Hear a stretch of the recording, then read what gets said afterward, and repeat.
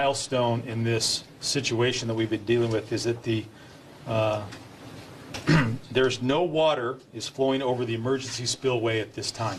That's an important thing, because our primary goal is to ensure safety of our community and the residents that we serve, and that is a big step forward towards that.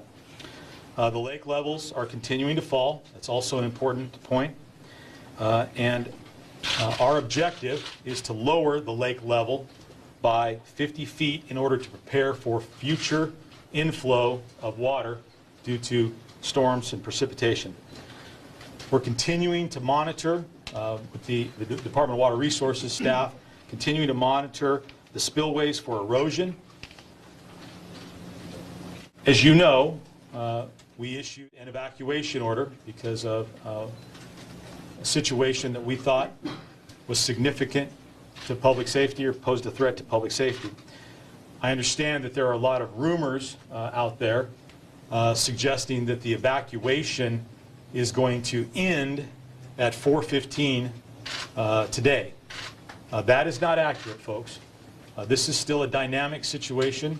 It's still a situation we're trying to assess the damage, and we need to have time to make sure that before we allow people back into those areas, it is safe to do so.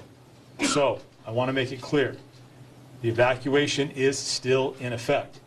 Now, that said, I also want to make it very clear that we're working on a repopulation plan to allow for the safe and orderly repopulation or return of the citizens to their homes. When it is safe, based upon the evaluations from DWR and our state and federal partners, then we'll be in a better position to make the decision as to when to lift that evacuation. But again, I want to make it clear, evacuations are still in place.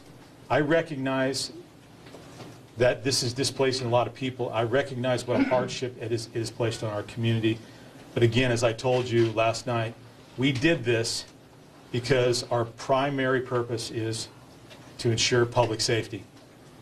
It was a hard decision to make, but I can tell you that the decision to release the evacuation and allow people to return to the evacuate area is an equally difficult decision to make, and it's one that has to be based on analysis that we're receiving from subject matter experts in the field. So, thank you very much, and I'm going to now turn it over to my colleague from the Cal Fire. Thank you, Chief Honey. Kevin Lawson, I'm the Incident Commander with Cal Fire Incident Management Team 3. I wanted to share with you guys that we are in close cooperation and in unified command with Butte County Sheriff and the Department of Water Resources. As the Sheriff had stated, it's very much a fluid and dynamic operation that is going on out there. When you try to factor in what we're dealing with Mother Nature, it's hard to look at a crystal ball and predict how that's going to evolve. So with the close communication and cooperation amongst these agencies, as well as our state and local counterparts providing us with the resources that we're getting, and we are getting the resources that we request and the resources that we need. So I assure you, it's working seamlessly amongst the three of us, and I expect that to continue. And if I could just add, now that we've discussed that, I just want to talk briefly about a press release that you should have received from my office a little while ago. Reference the actions we took to protect the inmates housed in the Butte County Jail. It was necessary for us to evacuate those inmates when we issued the evacuation order for the general public. At the time, I did not disclose the location where those inmates were going to be housed because it would have posed a security risk while they were in transit. They have now arrived safely, and we are very fortunate to have the assistance of the Alameda County Sheriff's Office. Those inmates, all in excess of 500 of them, were transported down to Alameda County Jail, and they're arrived safely and they're currently being housed. Sheriff Ahern was gracious enough to do that, and they will remain in that location until such time as we determine it is safe to return them to the Butte County Jail. The press release that you received gives family members the information they need to make contact with their loved ones. It provides a number that they can contact so that they can check on their loved ones and perhaps contact them and visit them.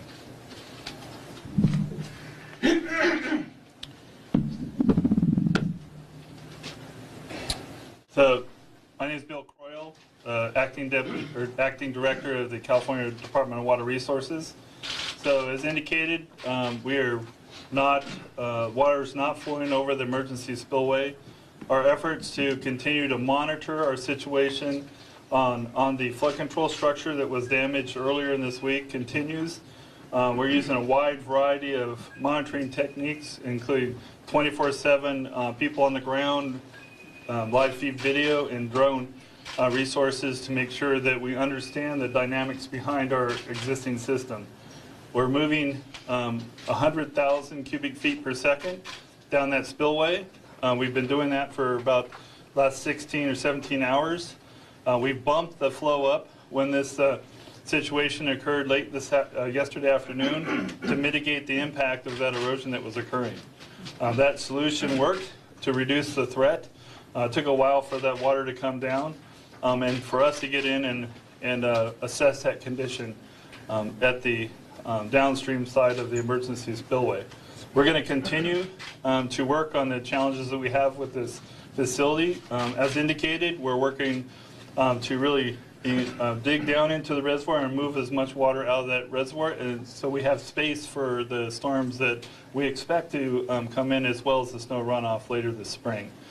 People are working very hard to deal with some of the challenges that we have. As indicated, we have a pretty diverse multi-agency and contractor resources are being deployed to address a whole number of things that are popping up, including implementing protective measures or corrective measures to make sure that we're not only dealing with what's occurring now, but have a little longer perspective on what may occur with our spring runoff period. Thank you. We're now open to take questions, but again, we'd like to limit those to a very few questions. Our emergency managers have a lot of work to do, and we'd like to get back and do what we can to protect the citizens of Butte County. What is the current inflow into the lake, and how do you expect to hit the 50-foot target by the storm hit time? That time the storm hits on Wednesday. Yeah. So the question is, what is the inflow? I'm sorry, I should have covered that. It's an important part of the dynamics within the reservoir operations. So this morning about 9 o'clock, we had approximately 37,000 acre-feet of water flowing into the reservoir. So we're on the kind of the back side of the hydrograph, which is good. We're discharging, again, 100,000 cubic feet per second. So we have a net or a delta storage coming out, more than 60,000 acre feet. That will continue to increase in the coming days. We do have a storm coming in later Thursday, Friday. However, the forecasted hydrograph on that looks quite a bit smaller than the event we went through here in the last 3 or 4 days. So we will continue to develop storage, except for maybe about 12 or 15 hours that's being forecast. And then we have a couple more storms forecasted to come in after that time, but we still need to get a little closer to those weather conditions to see how that affects our storage. We expect to continue to make significant progress on developing that required flood storage here in the coming days and hopefully the coming weeks. Can you hit 50 feet at this rate? That's the question. It all depends on the runoff, on the weather systems, the air temperature in the upper basin. These storms look like they're coming in a little cooler at about 4,000 foot elevation, which is good. But frankly, this watershed has plenty of snow and rain in it.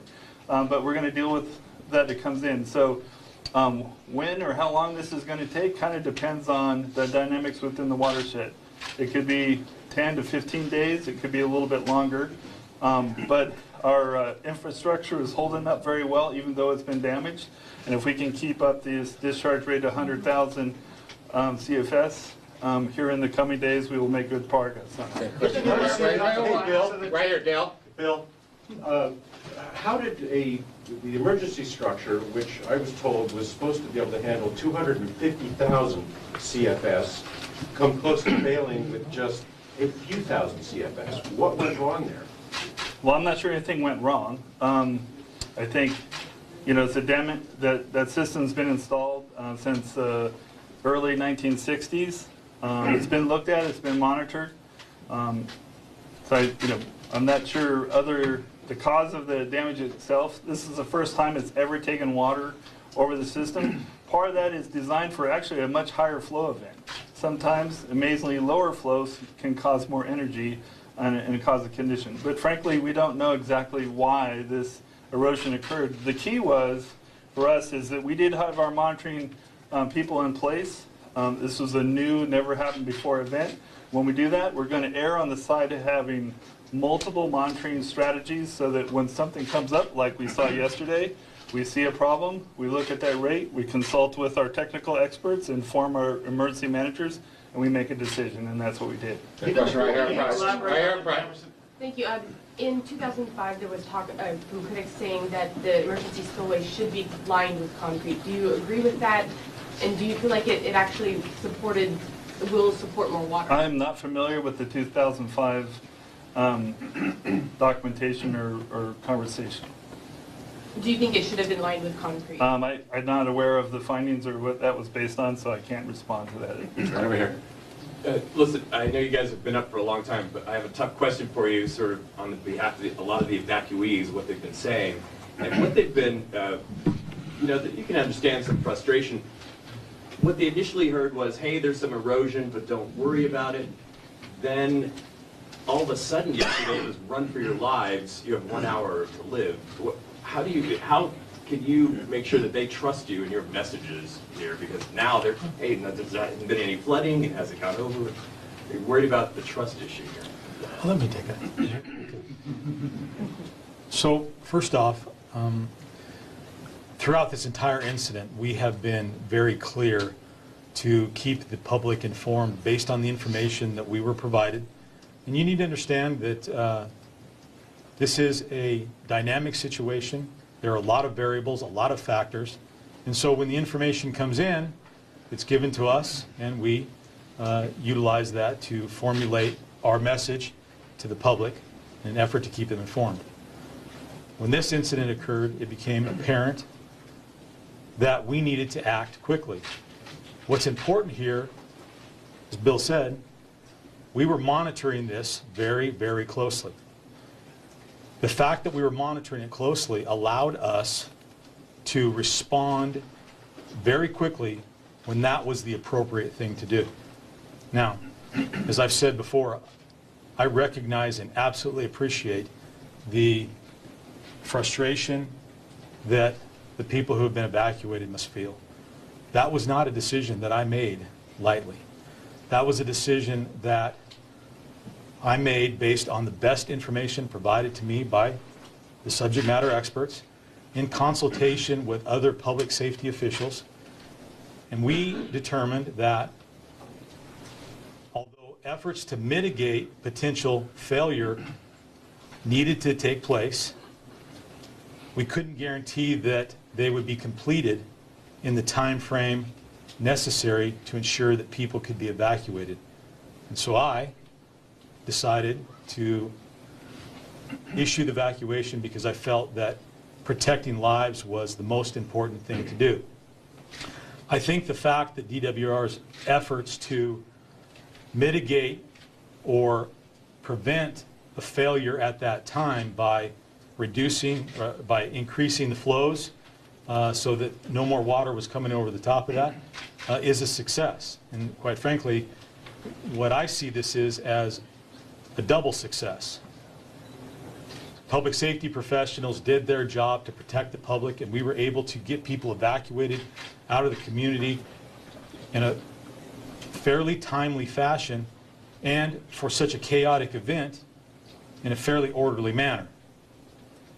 And at the same time, our partners at the Department of Water Resources were working to save that structure and prevent further damage so that we could go on. That's a double success. Now, as I said earlier, getting those people home is important to me. I want that to happen as absolutely soon as possible. But I have to be able to sleep at night knowing that they're back into that area. And if it's raining and there's more water coming into the lake, if I can't in good conscience believe that those people are safe, I haven't done my job. And so that's what I'm going to do. And to the people displaced, I apologize, but I'm doing it. KCRA up front, and then we'll work our way back. Right, Vicki Gonzalez with KCRA. How is the state unaware of a motion that was filed more than a decade ago warning federal regulators of the deficiencies of the dam, particularly the emergency spillways, instabilities in the event it's used? So I personally am not aware of the question that comes over, and so that's part of our vetting process. I myself, in this incident command post, working with my partner agencies, is focused on addressing the challenges that we have at this very time. It's complicated, it's dynamic as indicated. We can't do this without our whole incident command team and a multi-layered government approach. We have our federal agencies, our state, and our local agencies teamed up side by side, along with our third-party contractors, both technical experts and our contract crews. And so we're going to get into recommendations or concerns that were voiced in the past, but right now we're focused on maintaining public safety, not just during this event, but during this upcoming spring runoff period. Is it concerning to you that there were concerns issued over a decade ago that maybe more proactive measures could have been taken to prevent this from happening? Yeah, again, I feel like before I can answer a question like that, we need to do the homework and we can have a better conversation regarding that. Yeah, hi Bob. Jim Carlton with the Wall Street Journal. Could you talk about the hole itself, and maybe is there any way to quantify how much rock has been put in there so far, and what do you plan to do today? Just talk a little bit about what's being done to that hole if you can. Are you talking about the hole or the little erosion that occurred? Well, yeah, the erosion, yeah. Okay, because there was another hole. Well, in the emergency spillway, right? Yeah, the emergency. That's what we're focused. We're focused on the whole facility. Let me reiterate: the dam itself is sound. The dam and its historic full is doing its job. We have some little pieces that are critical to the operation of the dam that has been impaired. So we are constantly, again, monitoring that and responding to those threats. So as I understand it, again, this kind of erosion scarp has made its way close to the foot of the apron of the spillway. Frankly, I'm still being briefed on the scope and scale of that. I'm here instead of there, but from here I'm going to go there, and then we're going to be able to work with our incident command management team to vet out how big, how small, and the appropriate response actions to mitigate that. Here, over here, and then in the back. Are you expecting people, the evacuation order to remain through this next rain storm? So at this point, I can't answer that question because we still need information that is being gathered by subject matter experts, as I said, from DWR as well as state and local agencies. We need that information to understand the risk, and then perhaps from there, as Bill's indicated, repairs may need to be completed in order for us to determine that it is safe to remove the evacuation order and allow people to be back in. As I said earlier, we are working on a repopulation plan that will get people back to their homes as soon as possible, as long as we can preserve the public safety. Right back over here. With the damage at the bottom of the main spillway, what's the potential for that to ruin your plans to let water out of the lake? The damage at the bottom of the spillway below, again, backing up a little bit to Tuesday, where we had the hole form in the spillway chute, about 3,200 feet or 250 feet from the dam itself. So that hole, of course, with the continued, we had to put the spillway back in use so again we could start releasing water with the oncoming weather that we had. So that process has caused an erosion and put a kind of a spoil pile within that channel at the bottom. So our goal here, so it's running clean right now, which there's not a lot of dirty water, which means it's carrying sediment off that hill, which is good. So in other words, it's not continuing to erode based on the latest intel that's been provided to me. We do have a large soil and rock pile at the bottom We're actively working on that now to remove that so we can allow those flows to continue to come down that spillway chute and then on down the river. With two parts of this system compromised, Excuse me. how secure can people be right now? At this point, I'd like to give Congressman Doug LaMalfa the opportunity to speak. Appreciate it. I've had multiple media inquiries myself here, so I would have an opportunity to address those that may have inquired with my office on that. But leading up off here, first of all, I think Sheriff Honey has done a tremendous job in communicating and making the right call on a very unknown factor up here. All the different groups involved here with CAL FIRE and Office of Emergency Services as well as DWR have pulled together, notwithstanding the quality of the spillway, the engineering of that, or what happened with the emergency spillway, putting the parts together to make this crisis work through. They've done a pretty darn good job with that. So, some areas of communication, maybe missed a couple spots here and there, but that said, they're doing the best they can, and I think stability is what is being sought, and there are long ways towards attaining that. So the people of the community have pulled together. It was pretty orderly getting out of town for the most part. I saw the highways flowing slowly at times, but pretty well.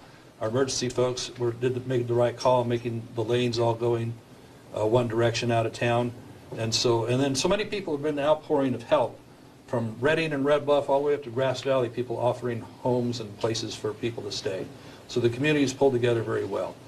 My office, we've been in contact with the Army Corps of Engineers to get the right kind of declaration for this district for helping the flood control districts as well as on hand up here at the dam. Going forward, we'll be having those conversations long term to have immediate results. Now, what's Army Corps' role, and what does this make my role? Part of it, the federal nexus to this is that 20% of the dam was paid for by the federal government through the Army Corps. 20% of that, meaning 750,000 acre feet, belongs to the Army Corps for flood control mitigation. That's their charge. The rest of it is a state responsibility. So there's a partnership there. So we'll be working. We're looking for Governor Brown's declaration current to this dam, as well as we're in contact with the White House on this to get the declaration moving there. I've already worked with our House leadership on that. Our House leader is engaged on this. So we're marshaling our resources. One of the end goals here, get through this crisis with obviously no loss of life or undue harm, but also to immediately, when this is over with, to move forward and restore the function of the spillway and the dam, because we'll have till next November to have something that works, depending on what next year's rainfall is going to be. So everybody's pulling together pretty well behind this. They're achieving stability with this, and so we need our constituents out there to continue to pay attention to these folks, to Sheriff Honey's especially with his call on public safety, and adhere to that, because we don't want to be doing unnecessary risks since we've already gotten people out of the risk zones. So any questions to that? Have you heard back from the White House? Not yet. They're aware of what's going on here, and they're making their decisions now. So but at least we wanted to have that inroad for when we get back to work. I'm supposed to be there this week, but it's pretty important here right now. Next in the back. Can somebody elaborate on the findings about the damage to the auxiliary spillway? And there was talk earlier yesterday about the possible failure of the very top of the structure, which would allow the top 30 feet of water to come cascading down. How likely is that? How possible is that? And what investigation do you know, just after just a little bit of sunlight, that about the structural integrity of the underlying formations underneath the auxiliary spillway? Yeah. Okay, so we've done quickly. So last night, as soon as this happened, so we got the water. As soon as the water stopped flowing over we're able to use, again, resources here provided by law enforcement to put our resources in the air to be able to fly over that area, go down quick to see if we had any continuing emerging conditions.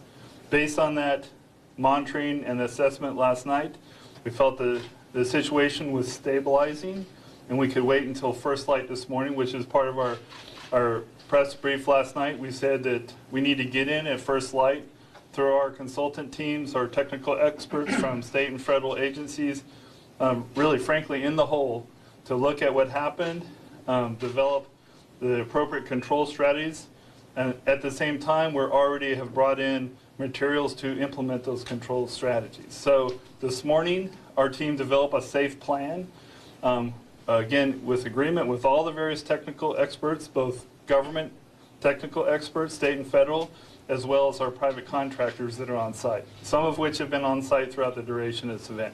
That work, the assessment, the plan was approved, the safety plan's approved, they've deployed, they've now come back, and so they have briefed a little bit. I haven't been briefed myself, and that'll happen right after this meeting. You've not been briefed on the damage to the auxiliary spillway yet? Like what the latest assessment is what you're saying? I personally have not. That concludes today's Do you have a briefing. ballpark? Excuse me, that concludes today's briefing. Some of our principals will be available afterwards for individual questioning. We'll make every attempt to have an additional briefing at this time tomorrow, or as anything appears from this point on. Thank you.